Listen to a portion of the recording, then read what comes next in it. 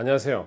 뮤지코노믹스 지인혁 교수입니다. 지금 보시는 것은 미국의 지역별 평균 콘서트 가격입니다. 로스앤젤레스가 $127로 가장 비싸고요. 그랜드 래피드라는 미시건의 작은 도시는 $73입니다. 이 통계는 같은 가수의 같은 공연의 콘서트를 지역별로 비교한 것이어서 똑같은 음악 상품이 지역별로 얼마에 공급되고 소비되는지 보여줍니다.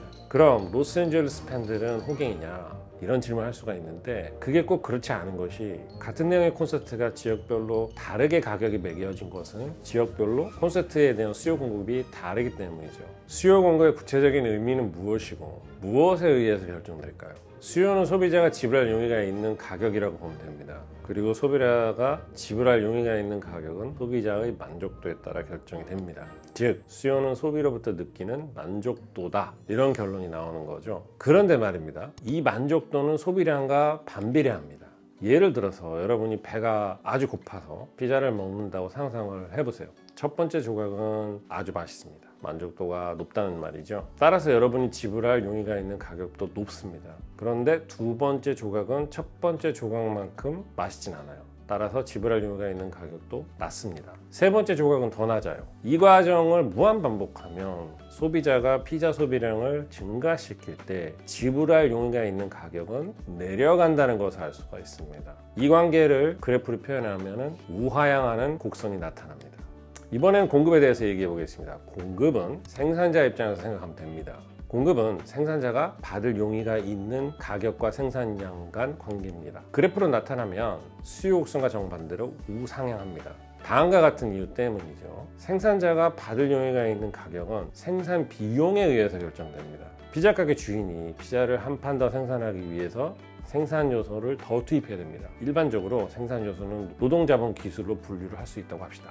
여기서는 편의를 위해서 피자 가게 주인이 노동과 자본만 사용한다고 하죠. 노동은 요리사고요, 자본은 오븐입니다. 피자를 증산하기 위해서 거대 금속 장비인 오븐을 갑자기 변화시키기는 어렵죠. 그래서 요리사를 변화시켜서 증산을 한다고 생각을 해봅시다. 그런데 문제는 오븐이 하나로 고정되어 있는 상태에서 요리사를 한 명씩 늘리면 추가로 고용된 요리사들 간에 과밀이 발생하게 됩니다. 생산 효율성이 떨어지는 것이죠. 생산 초기에는 요리사를 한 명 늘릴 때마다 피자 한 판이 더 생산되겠지만 나중에는 요리사 한 명을 늘려도 피자 한 판이 안 나옵니다. 비용 관점에서 해석하자면 피자 한 판을 더 생산할 때마다 나중에는 요리사 한 명 이상을 고용해야 된다는 것이죠. 인건비가 더 들게 된다는 뜻이에요. 이렇게 피자 생산을 한 달이 느릴 때마다 추가 비용, 인건비, 이것이 증가하게 되는 현상을 한계의 비용 체증이라고 합니다. 이 현상을 그래프로 나타나면 다음과 같은데 이게 바로 공급 곡선입니다. 시장에서 소비자와 생산자의 가격과 비용, 용의가 일치하는 점에서 거래가 이루어지는데 경제학에서는 이것을 시장 균형이라고 부릅니다. 우리가 매일 보는 제휴 서비스 가격은 다 이렇게 결정되는 것인데요. 앞에서 보았던 콘서트 가격도 마찬가지입니다. 지역마다 가격이 달랐다는 것은 지역마다 콘서트 수요와 공급이 달랐다는 것이고, 그것은 지역마다 소비자들이 콘서트를 위해 지불하려는 가격과 콘서트 개최 비용이 다르기 때문이죠. 따라서 특정 지역 팬들이 무조건 호갱이라고 말할 수가 없습니다.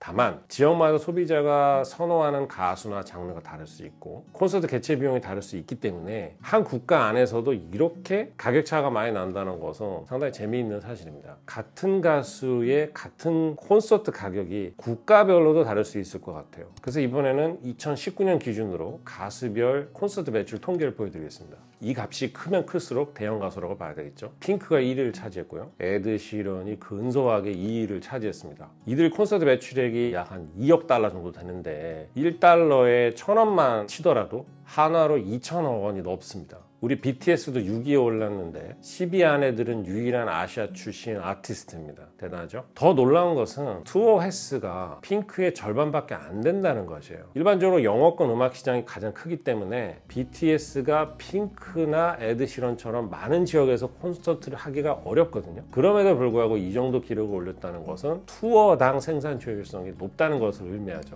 오늘 마지막으로 수요 탄력성에 대해서 얘기해 보겠습니다. 수요 곡선은 아까 설명한 대로 우하향하므로 제휴 서비스 가격이 오르면 수요량은 감소한다고 해석할 수가 있겠죠. 문제는 가격이 오를 때 수요가 얼마나 감소하느냐인데, 이를 측정하는 척도가 바로 가격 탄력성입니다. 가격 탄력성은 수요가 가격에 얼마나 탄력적으로 반응하는지 나타내는 지표인데 가격 1% 변화에 대한 수요량 변화로 측정합니다. 경제학 문헌을 뒤져보니까 경제학자들이 음원 수요의 가격 탄력성에 대해서 연구한 논문들이 있었습니다. 예를 들어서 1970년대, 80년대 그 당시는 LP판 시대죠. 영국에서 판매된 LP판 가격이 1% 올랐을 때 수요가 0.8% 감소했다고 합니다. 이 경우에 1% 가격 상승에 대해서 수요가 0.8% 감소했으니까 가격 탄력성은 마이너스 0.8이 되죠. 시간이 지나서 카세트 테이프 CD 시대가 왔어요. 2000년대 데이터를 경제학자들이 분석을 해보니까 탄력성이 마이너스 0.64 정도로 추정되었다고 합니다. 그런데 시간이 더 지나서 기술이 엄청나게 발전하고 요새는 음원이 다 디지털화됐죠. 그래서 사람들이 파일 공유하기 쉽습니다. 사실 음원값을 제대로 내고 사는 사람들이